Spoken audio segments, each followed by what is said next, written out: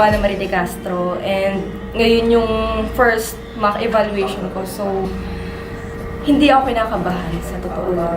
Sobrang kinakabahan ako. Mamaya makalimutan ko yung mga lines ko, hindi ko ma-deliver ng tama.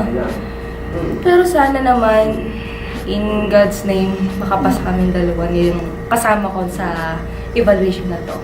Yun lang, and bye. Thank you. Hi, my name is Franz. Trainee ako sa Madrid.